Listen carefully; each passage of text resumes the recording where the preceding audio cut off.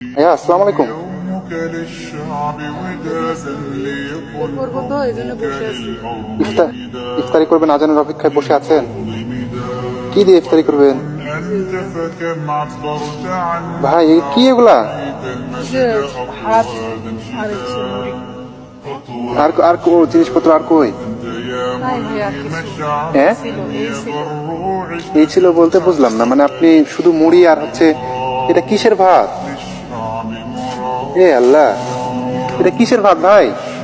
এটা ওই যে জাগের ভাত, হ্যাঁ, যাও আর কি। এই শুকনা মুড়ি আর এখানে কি এই যে গরু, এই ভাত আপনি কই পাইছেন? ভাইয়া কি বলবো, মালিকে যেটুকু খাইতে দিছিল রাত্রে খেয়েছি, খেয়ে রোজা আছি আর এগুলো ইফতারের জন্য রেখে দিছি। ওই যে গরুকে খাইতে দিছিল আমার মালিক, আবার একটু ইয়া না ভাই, ভালো না, ঠিক আছে। কি করবো ভাই, বুঝতেছি না ভাই।